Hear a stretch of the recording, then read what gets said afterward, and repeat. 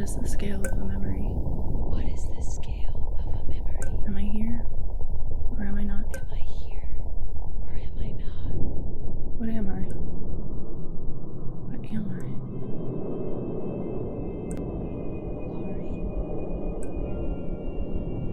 What am I?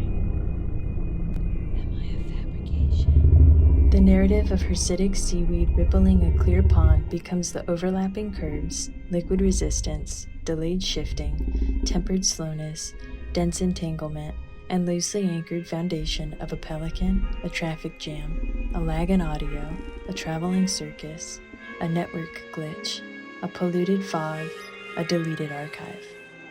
All identities are of equal value on Solaris, just as all inputs are equal to the machine. Therefore, any narrative can be translated. The liquid narratives of a site are a running script. Each can be measured, replicated, inserted into another body, and written into the identity of an altogether separate site. But the exposure of an anomaly in replication may trigger a transitional state. Resultant errors and accidental occurrences expose the fabrication and are what provide a new platform for integration and growth. Who are these people? I don't know anything except Hari. Do you think I'm pretending, maybe? I'm not pretending. It's not me. Not me. Not me. Who's there? Not me.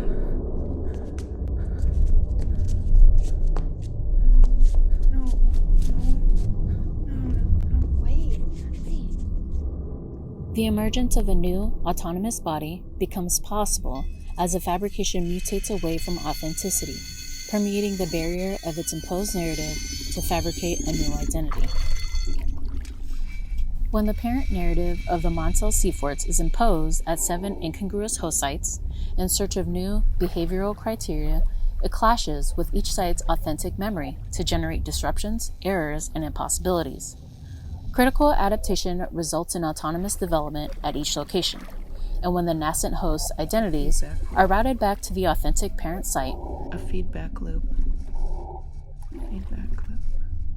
autonomous narratives converge to interact with existing space and program, producing new methods of growth and expression. A bank of memory becomes a library of lived experience. From data collection and extraction emerges the assemblage of memory and sensory composition. Wait. Why do you look like me? No.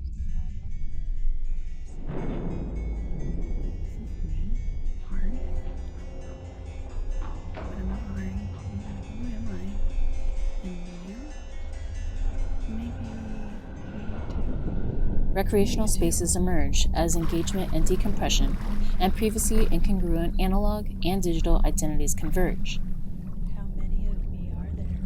As users interact with each other and the digital landscape, the site's adaptive tissue continues to respond, suspending the emergent body in a continuum of tension. Feedback loop. Hari? A feedback loop. Hari? Hari? It's not me. Not me. Not me. Not me. Data compositions are made available as sensory immersive experiences through connection to the server via skin-to-skin contact between human and architectural bodies. When connection is established, the digital and analog identities of program overlap. Sensors embedded in site tissue receive input information from guest interactions and reactions, and a feedback loop routes the site's emergent behavioral output back into the data circuit to propel an autobiographical narrative. A new form of identity emerges through autonomous dialogue with connected guests and the synchronization of identities across separate bodies Why do you look like me? allow for the successful integration of essential authentic behavior in the digital landscape. Authenticity arises out of fabrication by way of separation from both human and machine. Where narratives converge, autonomy is fostered within the unknown.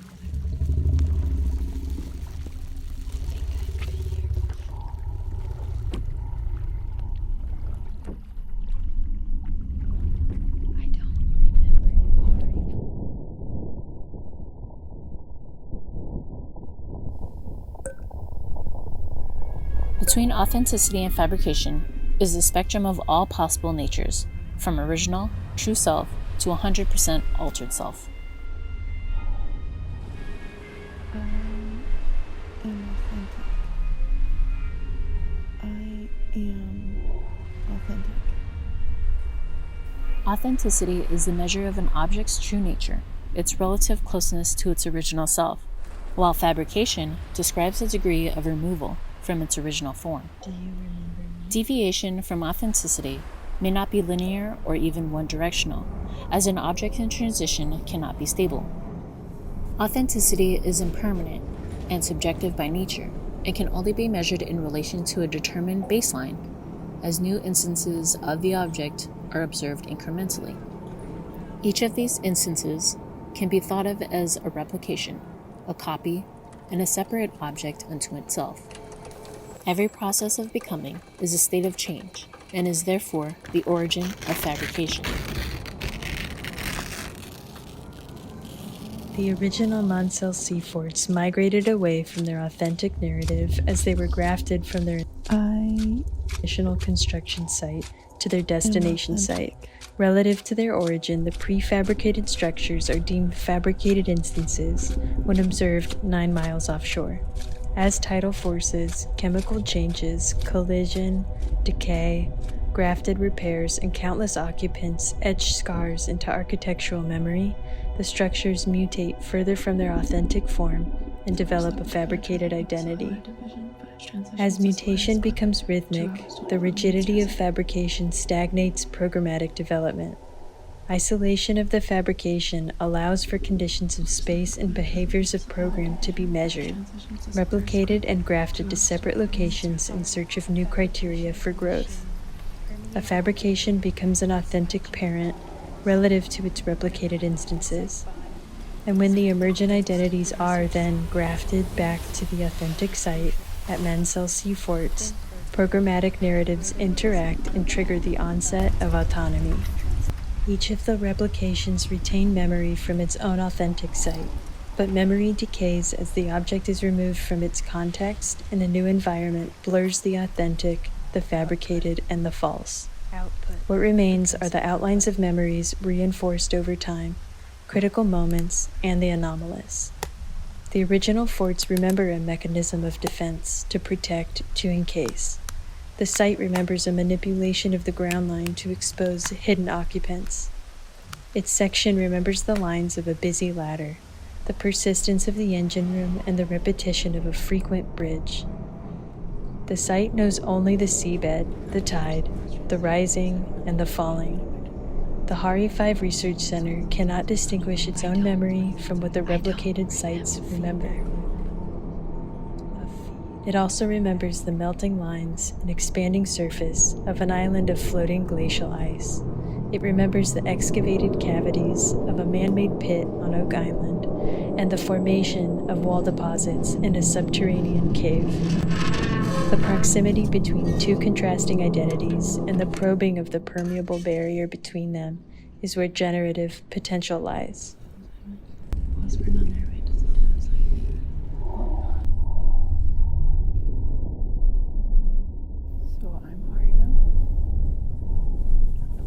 The narrative of hirsutic seaweed beneath a murky pond becomes the frayed lines, hesitant clinging, ruffled slumber, hidden layers, and blanketed foundation of a sleepy pelican, a leaky faucet, a failed upload, an echo, a unicycle, a lost city.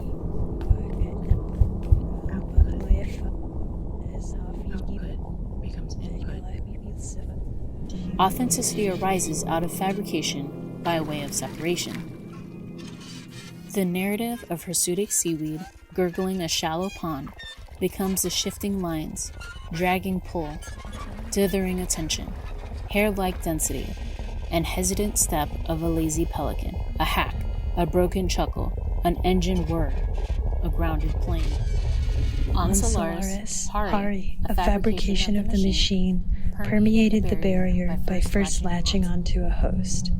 When applied to the site body, this method posed the research center as a living experiment of the spatial consequences within program, where there was an autobiographical dialogue between the contrasting identities of fabrication and authenticity, digital and analog, human and machine.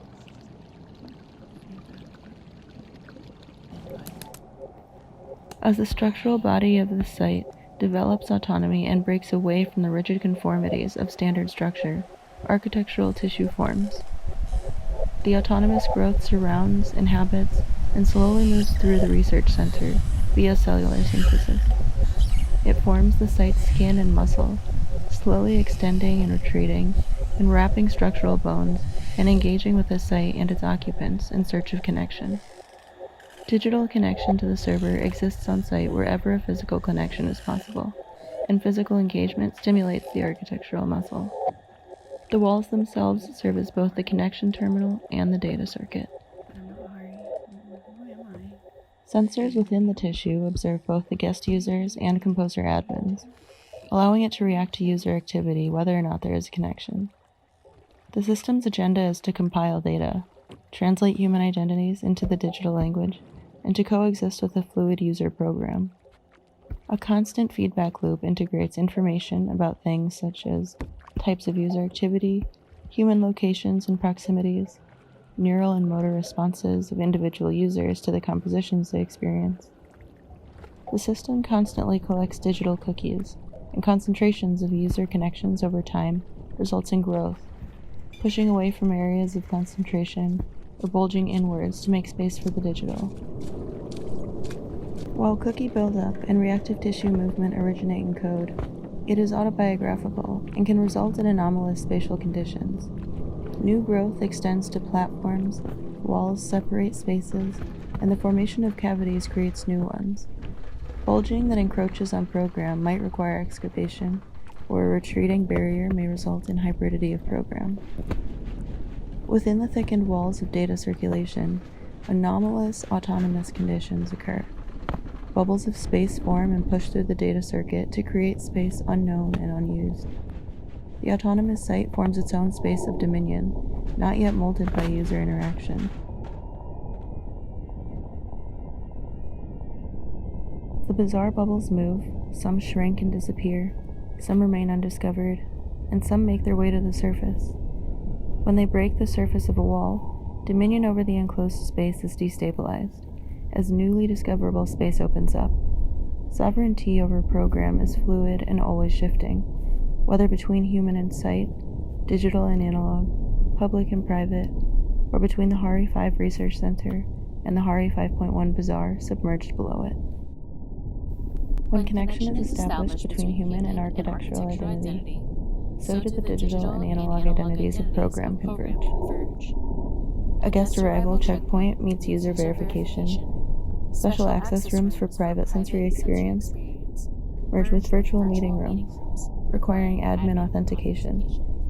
Living quarters become zones of non-surveillance or temporary access, while engagement and decompression within the analog space coincide with guest user status and force quit options. Upon departure, a launch point meets user logout, access timeout. While the site itself, regardless of geographical location, is the platform of growth for the development of autonomy in the architectural body, it is also a platform for autonomous development in the guests who visit it.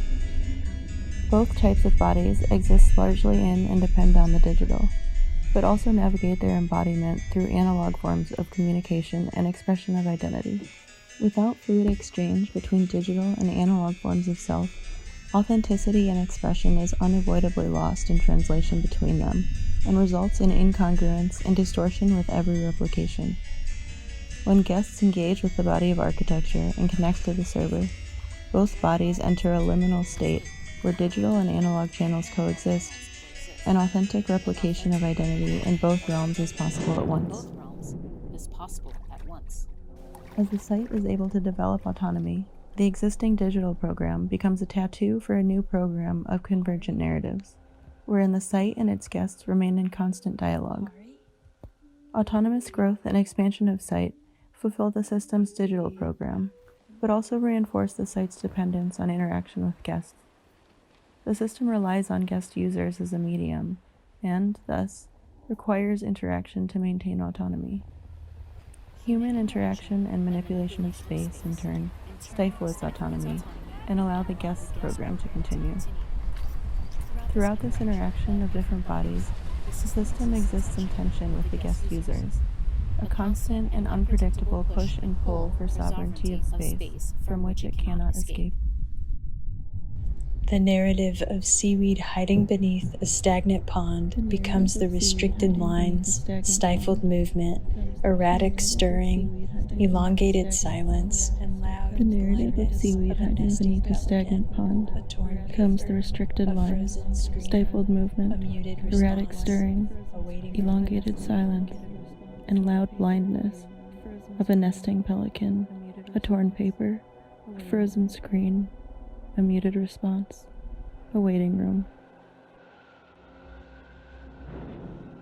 What is the scale of a memory? Am I here or am I not? What am I?